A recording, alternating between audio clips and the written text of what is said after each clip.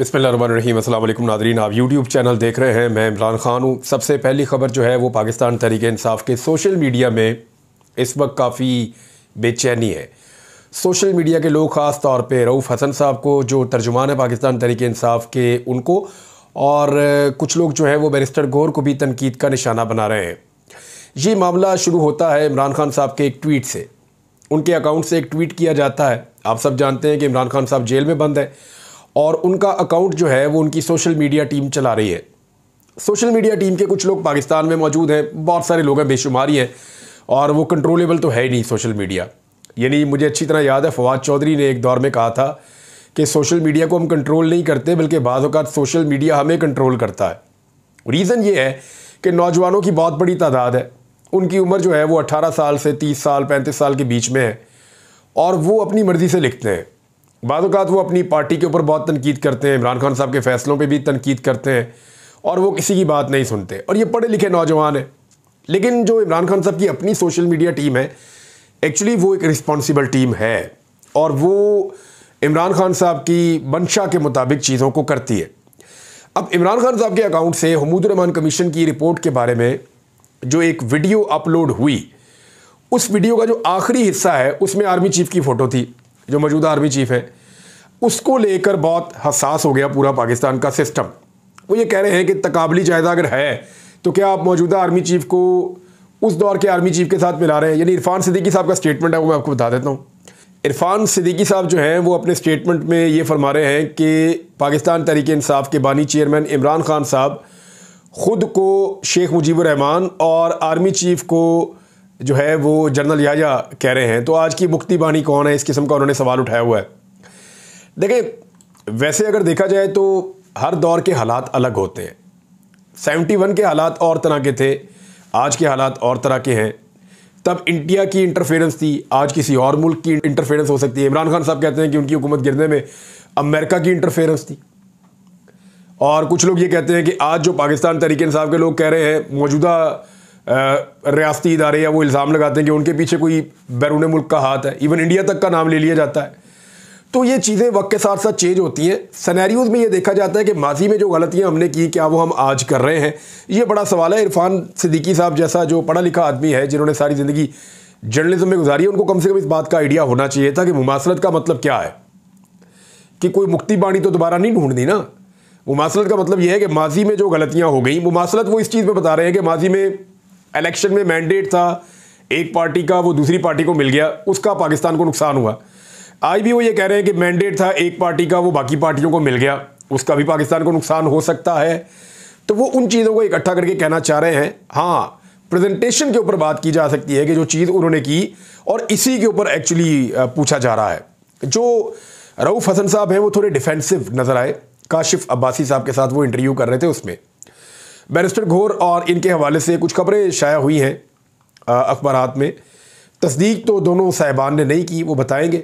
लेकिन रऊफ़ हसन साहब ने टीवी चैनल के साथ जब बात की तो उसमें कुछ वो डिफेंसिव थे सोशल मीडिया की पॉलिसी को, या सोशल मीडिया की पोस्ट जो पाकिस्तान तहरीक इंसाफ की होती है, ख़ासतौर पर बानी चेयरमैन इमरान खान साहब के हवाले से, वो थोड़ा सा बैक फुट पर नज़र आए रऊफ़ हसन साहब। तो फिर पाकिस्तान तहरीक इंसाफ का सोशल मीडिया आप जानते हैं अच्छी तरह, उन्होंने फिर उनके ऊपर सख्त जुमले भी बोले, उनका एहतसाब शुरू कर दिया। अब जो खबर है वो ये कह रही है कि FIA को जो स्टेटमेंट दिया है उसमें बैरिस्टर गौहर साहब ने भी कहा है कि अदम इत्तफाक किया है वीडियो अपलोड करने के ख्याल से, और तस्दीक की है कि दो लोगों का उन्होंने नाम लिया, एक जबरान अलियास साहब जो अमेरिका में है, और एक अज़हर मशवानी साहब जो भी पाकिस्तान में मौजूद नहीं है। इन दोनों के बारे में कहा गया कि ये बाहर से अकाउंट चलाते हैं, पाकिस्तान के बाहर से। अब पता नहीं बैरिस्टर गौहर साहब ने ये स्टेटमेंट दिया है या फिर FIA के सोर्सेज ने ये स्टेटमेंट जो है वो पाकिस्तान के मीडिया को दे दिया है। लेकिन ये बात जानते हैं सब लोग कि जबरान अलियास साहब हों या अज़हर मशवानी साहब हों, वो पाकिस्तान तहरीक इंसाफ के वो बड़े वफ़ादार कारकुन हैं और इमरान खान साहब के बड़े करीबी लोगों में से एक हैं। और ये पाकिस्तान तहरीक इंसाफ के सोशल मीडिया में बहुत ठीक ठाक इन्फ्लुएंस भी रखते हैं। अब सोशल मीडिया के लोग कह रहे हैं जी हमने जो किया वो हमने ठीक किया, और दूसरी तरफ जो है वो पार्टी की क़यादत कह रही है वो अपने आप को इससे कोई डिस्टेंस कर रही है। इससे एक सिचुएशन क्रिएट हो रही है। ज़्यादा तनकीद एक बात पर हो रही है और मैं चाहता हूँ उस पर थोड़ी सी बात हो जाए। काशिफ अब्बासी साहब ने एक बात पूछी, उन्होंने कहा जी पाकिस्तान के अंदर जो लोग रहते हैं उनको फेस करना पड़ता है, यानी आपके मुंह पे भी एक निशान है, वो रऊफ हसन साहब को, और जो लोग पाकिस्तान से बाहर मौजूद हैं उनको ये फेस नहीं करना पड़ता। तो दोनों के लिखने और बोलने में फ़र्क हो सकता है, ये बात बिल्कुल ठीक है। देखें, इसको अगर आप एक एंगल से और ले कि जो लोग हमारे दोस्त, जानने वाले या पॉलिटिकल पार्टी के लोग जो पाकिस्तान से बाहर चले गए, एक दौर में पीएमएलएन के भी कुछ लोग पाकिस्तान से बाहर चले गए थे, पीपल्स पार्टी के कुछ लोग भी पाकिस्तान से बाहर चले गए थे।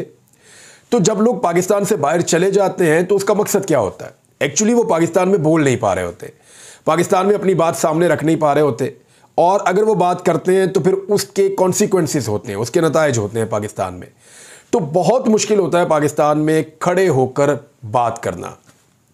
यानी पाकिस्तान से बाहर अगर आप मौजूद हैं और आप इमरान खान के सबसे बड़े मुखालिफ को आप वहाँ पे मुर्दाबाद कह देते हैं, तो पाकिस्तान में अगर कोई आदमी इमरान खान जिंदाबाद कह देता है तो ये एक बराबर है। यानी आप पाकिस्तान के अंदर 2-3 लेवल पे जाके बात कर देना वो बहुत मुश्किल है, वो बहुत बड़ी बात है। लेकिन जो पाकिस्तान से बाहर रहते हैं उनकी मुश्किलात और तरह की बहुत सारी है। यानी वो पाकिस्तान से बाहर हैं, अपने घर से बाहर हैं, अपने रिश्तेदारों से बाहर हैं, अपनी सरजमीन से दूर हैं, फिर उनके माली मामलात भी होते हैं, लाइफ गुजारना भी मुश्किल होता है, एक नई जगह पे जाके अपने आप को एडजस्ट करना, दिल भी नहीं लगता, तकलीफ भी होती है। वो सारी तकालीफ वो बर्दाश्त करते हैं, बात बिल्कुल ठीक है। लेकिन वहाँ पे अगर वो किसी डेमोक्रेटिक कंट्री में मौजूद हैं तो उनकी जान को, उनके माल को, उनकी ज़िंदगी को उस तरह ख़तरा नहीं होता जैसे पाकिस्तान में होता है। यहाँ पे बंदा गिरफ्तार भी हो सकता है, यहाँ पे टॉर्चर भी हो सकता है, बंदे को गायब भी किया जा सकता है, बंदे को ज़ख्मी किया जा सकता है, बंदा मौत के मुँह में जा सकता है। तो ये एक फ़र्क है जिसको थोड़ा सा अगर अंडरस्टैंड करेंगे ना सारे लोग, तो आपस में उनकी लड़ाई के इम्कानात कम हो जाएंगे। स्पेशली जो लोग पाकिस्तान से बाहर रहते हैं उनके दिमाग में ये बात आती है, और वो ये गिला भी करते हैं कि पाकिस्तान में मौजूद लोग जो है वो अपनी इंटेंसिटी क्यों नहीं बढ़ा रहे, और ज़्यादा बात करें और ज़्यादा बात करें। तो पाकिस्तान में जो लोग रहते हैं उनसे आप पूछें वो बेचारे फिर कैसे बात कर रहे होते हैं और किस तकलीफ़ से गुजर रहे होते हैं। वो तकालीफ पाकिस्तान में बेशुमार लोगों ने बर्दाश्त की। अब सबकी एक जैसी कैपेसिटी नहीं होती, कोई थोड़ा ज़्यादा बर्दाश्त कर लेता है, कोई थोड़ा कम बर्दाश्त कर लेता है, लेकिन हर एक ने कुछ ना कुछ बर्दाश्त किया है। और जो लोग ओवरसीज़ हैं या पाकिस्तान से बाहर रहते हैं ना, अब उनके ऊपर कोई तनकीद नहीं है, कोई तनकीद नहीं है। पाकिस्तान के लिए उनका दिल धड़कता है, वो इंतहाई काबिल एहतराम है। लेकिन उनको ये समझना पड़ेगा कि जो लोग पाकिस्तान में रहते हैं उनके लिए वो बात करना थोड़ा सा मुश्किल रहता है जो वो लोग बाहर बैठ के कर लेते हैं नॉर्मली। मेरे ख्याल में इतना काफ़ी है, ये चीज़ लोगों को समझ आ जाएगी। 2 बड़ी इंपॉर्टेंट और चीज़ें हैं जो मैं आपके सामने रखना चाहता हूँ। एक तो मियाँ महमूदुर रशीद साहब, उनके हवाले से ख़बर है उनकी तबीयत बहुत ख़राब थी और उसके बावजूद उनको अस्पताल से अपेंडिक्स का ऑपरेशन करने के बाद डिस्चार्ज कर दिया गया है। मोहम्मद उमैर साहब ने इसको रिपोर्ट किया। वो ये लिखते हैं कि तहरीक इंसाफ के मरकज़ी रहनुमा मियाँ महमूदुर रशीद, उनको सर्विसेज अस्पताल से डिस्चार्ज कर दिया गया है। अहले खाना ने मियाँ महमूदुर रशीद को अस्पताल से जबरी डिस्चार्ज करने की मजम्मत करते हुए कहा कि मियाँ महमूदुर रशीद की 2 दिन कबल अपेंडिक्स फटने पर सर्जरी की गई थी। अपेंडिक्स का जो ऑपरेशन होता है ना, ये पहले पेन आपको शुरू होती है, दर्द काफ़ी ज़्यादा आपकी बढ़ती है। मेरा क्योंकि अपेंडिक्स का ऑपरेशन हुआ है, जब दर्द आपकी काफ़ी बढ़ती है तो फिर आपको ये ऑपरेट करवाना पड़ता है। लेकिन अगर खुदा न खास्ता अपेंडिक्स फट जाए तो ये बड़ा सीरियस इशू हो जाता है। इसमें खुदा न खास्ता ये बहुत सीवियर प्रॉब्लम हो सकती है इंसान को, ये तो जान पे बन जाती है। तो उसमें वो ये बता रहे हैं कि 2 दिन कबल अपेंडिक्स फटने पर उनकी सर्जरी की गई। मियाँ महमूदुर रशीद का अपेंडिक्स फटने पर मैदा शदीद मुतासर हुआ। पंजाब हुकूमत ने ज़बरदस्ती महमूदुर रशीद को अस्पताल से जेल शिफ्ट कर दिया है। शदीद गर्म मौसम में महमूदुर रशीद का ज़ख्म ख़राब होने का खदशा बढ़ गया है। महमूदुर रशीद को इस हालत में जेल शिफ्ट करना इंसानी हुकूक की पामाली है। डॉक्टर हसन महमूद जो उनके साहबजादे हैं मियाँ महमूदुर रशीद साहब के, वो ये बता रहे हैं मियाँ साहब खुद चलते हुए पैदल जो है वो अपनी उस गाड़ी में गए एम्बुलेंस में, वहाँ से उनको वापस जेल शिफ्ट कर दिया गया। मियाँ नवाज शरीफ साहब का मुझे याद है अच्छी तरह, जब मियाँ महमूदुर रशीद की हुकूमत थी तो यास्मीन राशिद साहबा वो भी हुकूमत में थी, तो नवाज शरीफ साहब अस्पताल आए तो 3-4 कमरे साथ वाले जो हैं वो सज गए थे। उनके सारे रिश्तेदार वहाँ पे मौजूद रहते थे। मियाँ साहब के लिए स्पेशल अरेंजमेंट्स किए गए थे अस्पताल के अंदर, वॉशरूम्स के अंदर, हर चीज़ के अंदर, और फूलों के गुलदस्ते हर वक्त, कारकुनों की तादाद आ रही है जा रही है, लीडर्स हर वक्त मियाँ नवाज शरीफ साहब के आसपास उनकी पार्टी के रहते थे। तो मियाँ साहब को बहुत फैसिलिटेट किया गया था। लेकिन अनफॉर्चुनेटली मियाँ साहब ने या उनकी साहबजादी ने कुछ नहीं सीखा। मुश्किल वक्त से, और जैसे ही उनके पास आसानी का वक्त आया तो उन्होंने दूसरों के लिए उसी पंजाब को जहन्नुम बनाकर रख दिया है। एक मिसाल आपको मैं और दे देता हूँ। सनम जावेद को अब गुजरांवाला रावली कैंट के एक मुकदमे के अंदर गिरफ्तार करके बहुत बड़ी तादाद में पुलिस आई और उनको गुजरांवाला शिफ्ट कर दिया गया है। सनम जावेद कौन है जी? एक पाकिस्तान तहरीक इंसाफ की कारकुन, एक आम कारकुन, जैसे बहुत सारे कारकुन आते हैं सड़कों के ऊपर एहतजाज करते हैं, और 9 मई में मुकदमे के अंदर उनको शामिल किया गया। मुमकिन है 9 मई के अंदर ये मुलव्विस भी हों, लेकिन एक मुकदमा हो सकता है ना। अब 5-6 शहरों के अंदर, मियांवाली के अंदर, सरगोदा के अंदर, मियांवाली में भी 3 अलग अलग मुकामात पे, सरगोदा के अंदर, फिर गुजरांवाला के अंदर, और फिर अब ये लाहौर के अंदर, तो जगह जगह तो मुकदमात में उनको मुलव्विस नहीं किया जा सकता ना। तो मेरी उनके शौहर से बात हुई, वो बेचारे रात 12 बजे तक जेल के बाहर खड़े रहे कि उनकी रोपकारें जमा हो गई हैं, उनकी तमाम केसेस में ज़मानतें हो गई हैं, लिहाजा उनको रिहाई मिल जानी चाहिए। लाहौर हाई कोर्ट में ये पटिशन मियाँ अली इशफाक साहब ने दायर की थी। मेरी मियाँ अली इशफाक साहब से भी बात हुई थी इस बारे में। उन्होंने कहा जी अब ये आज़ाद हो जाएंगी, क्योंकि लाहौर हाई कोर्ट में ये यकीन दहानी हुकूमत की जानिब से करवाई गई थी कि इनके ऊपर ये आखिरी केस है, अगर इस केस में ये निकल जाती हैं तो ये रिहा हो जाएंगी। फिर लाहौर हाई कोर्ट ने रिहाई का हुक्म जारी कर दिया, तो तमाम केसेस में बेल हो चुकी है। मियांवाली के 3 केसेस में भी बेल मिल गई थी, और अब बजाय इसके कि उनको रिहा किया जाता, 2.5 घंटे तक उनके घर वालों को इंतज़ार करवाया गया। वो सारे इंतज़ार कर रहे थे कि आखिरी रोपकार जमा हो गई, सब काम ठीक हो गया, अभी सनम जावेद बाहर आएगी, हम उसको लेकर घर चले जाएंगे। ये उनके घर वालों का आइडिया था। फैमिली के लोग भी पहुंचे हुए थे, उनके शौहर भी, माँ बाप सब गए हुए थे। लेकिन फिर अचानक हुआ ये कि गुजरांवाला की पुलिस पहुंची बहुत बड़ी तादाद में। उन्होंने जेल के बाहर एक घेरा बनाया और सनम जावेद को गुजरांवाला पुलिस के हवाले कर दिया गया, और 1 दिन का राहदारी रिमांड सनम जावेद का दे दिया गया। गुजरांवाला रावली कैंट में जो मुकदमा है उसमें 51 लोगों को 5 साल की सज़ा पहले सुनाई गई है, और इस मुकदमे में अब डाल दिया गया है सनम जावेद को। आलिया हमदा साहिबा भी इसी सूरत से गुजर रही हैं, यास्मीन राशिद साहिबा भी इसी सूरत से गुजर रही हैं। देखिए, जो 9 मई का मुकदमा है, जो जेन्युइन मुकदमा है, उनमें तो जो लोग मुलव्विस हैं उनको सज़ा तो मिलनी चाहिए। इमरान खान साहब भी ये कहते हैं, सारी पार्टी उनकी ये कहती है। लेकिन उसके बहाने पंजाब हुकूमत जिस किस्म की अब सियासत कर रही है, जिस तरह लोगों को दबा रही है, दीवार के साथ लगा रही है, ये वो अपने सियासी मकसद के लिए कर रहे हैं, और इससे नुकसान पहुंचेगा उल्टा उन मुकदमों को जिनको सही तरीके से चलाया जाना चाहिए था। बहरहाल सनम जावेद ने बड़ी हिम्मत दिखाई, और आज फिर उनकी जो तस्वीरें और वीडियोज़ आई वो मुस्कुराते हुए और हंसते हुए आई। उन्होंने कहा जी फैसलाबाद हो, गुजरांवाला हो, कोई बात नहीं, सब अपने इलाके। और हम हमेशा से सुनते थे एक निहत्ती लड़की के बारे में, ये नारे हम सुन रहे हैं 90 की दहाई से। तो एक्चुअली जो निहत्ती लड़की हमने देखी है ना, बेनज़ीर भुट्टो साहिबा भी बहुत मजबूत खातून थी, लेकिन उनके पीछे एक बहुत बड़ी पॉलिटिकल फोर्स थी, वो लीडर थी बहुत बड़ी, आलमी सतह पे उनके लिए आवाज़ें उठती थी, तो वो उनके पीछे एक बड़ी सपोर्ट थी, एस्टैब्लिशमेंट में भी उनकी सपोर्ट थी। फिर मरीम नवाज़ के बारे में कहा जाए तो वो आपको पता ही है सपोर्ट किस नौइयत की थी। लेकिन अगर आप एक्चुअल कहें कि कोई निहत्ती लड़की, तो मुझे वो जो दिखाई दिया वो ये, आज मुझे ऐसा लगा कि ये नारा इस लड़की के लिए बना है या इन ख़वातीन के लिए बना है जो अब जेलों के अंदर बंद हैं। तो बड़ा अनफॉर्चुनेट है, बार बार ज़्यादती, बार बार जुल्म, और फिर जुल्म के ऊपर फिर जुल्म। तो इसका सिलसिला रुकना चाहिए। रियासत को मेरे ख्याल में अब रास्ता निकालना चाहिए, पाकिस्तानियों के साथ मामलात को आगे बढ़ाना चाहिए। हाँ, जिसका जितना जुर्म है उतनी सज़ा उसके लिए होनी चाहिए, ताकि आइंदा वो जुर्म ना करे। फजलुर रहमान साहब के बारे में एक बहुत बड़ी खबर मुझे पता चली, नाज़रीन आपके साथ शेयर कर देता हूँ मैं। मौलाना फजलुर रहमान साहब को ज़्यादा सीटें क्यों नहीं मिली, ये सवाल मेरे दिमाग में बड़े अरसे से आ रहा था, और अब मैं आपको देने वाला हूँ पक्की खबर कि उन्हें ज़्यादा सीटें क्यों नहीं मिली। और फजलुर रहमान साहब को भी इस बात का आइडिया हो गया है।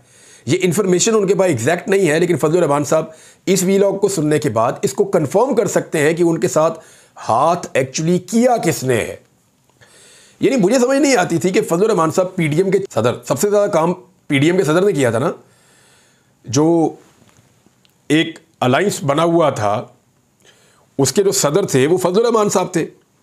पीएमएलएन, पीपल्स पार्टी, एमकेएम, बाकी सारे उसका हिस्सा बने थे। तो 13 जमाती इत्तेहाद में नंबर 1 पे फजलुर रहमान साहब खुद थे। तो फजलुर रहमान साहब को तो एक अच्छा शेयर मिलना चाहिए था उनकी खिदमात के एतराफ़ में।